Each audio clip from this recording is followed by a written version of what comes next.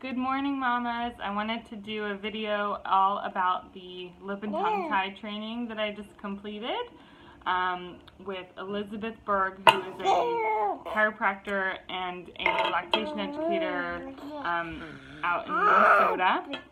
Yes, very exciting. And just wanted to share a little bit more about why chiropractic and craniosacral therapy is really important when babies have a tongue tie. So very often the tongue tie is not properly assessed.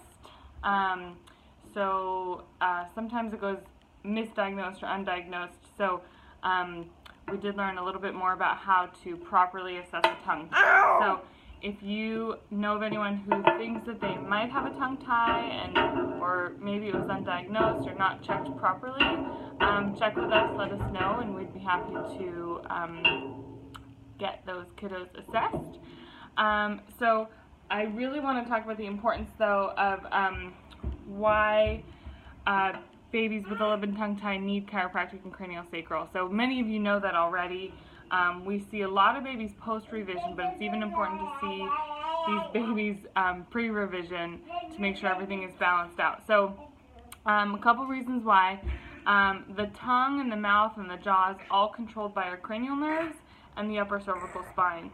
So there are several cranial nerves that are really important. So we have 12 cranial nerves. They're all protected by C1 and the very base of our occiput, or dropping my phone, very base of our occiput or the base of our skull. So cranial nerve 5 is the trigeminal nerve that controls sensory input on the tongue.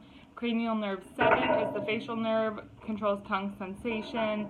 Cranial nerve 9, the glossopharyngeal nerve, also controls tongue sensation. Cranial nerve 11, the accessory nerve, controls motor control to the head and the rooting reflex. And then the vagus nerve, which is, it's the vagus nerve, not like Las Vegas, but Vegas meaning the wandering nerve, controls a lot in the body. So it controls our heart rate, digestion, our pharynx and our larynx, and our feeling of satiety or satiation, feeling full. So if the upper cervical spine is out of alignment, if the cranial bones are not functioning properly, then those cranial nerves aren't going to be functioning at 100%, leading to a painful or uncomfortable latch. So we've got to make sure that that's working properly. So if a baby does have their tongue or lip revived, it's really important that we get the baby adjusted and work those cranial bones because it's really important that those nerves are functioning properly so that they can get the proper movement patterns and sensation reintegrated. So if something is off and constricted and not moving properly, the nervous system can't function as best as it could, as well as the motor control of the mouth and the head and the neck and everything. So the other thing I want to talk about is that MTHFR is kind of a big thing right now. What would you like? Would you like to nurse? Yeah. MTHFR is kind of a big thing right now, and not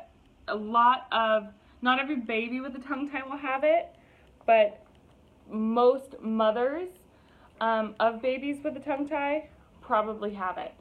So the frenulum, which is the tie of the lip or the tongue, is in the midline of the body.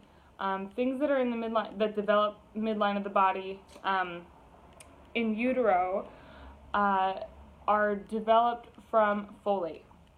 So if a mother has MTHFR, that means she has problems methylating, that's converting folic acid to folate.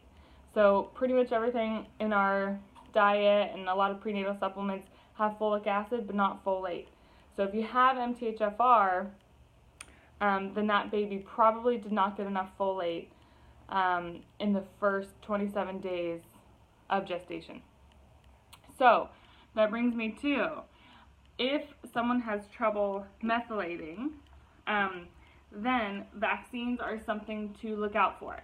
So like I said, not every Not every baby with a tongue tie will have MTHFR, but most moms do. It is a genetic issue. So, so it's possible that the baby has it also.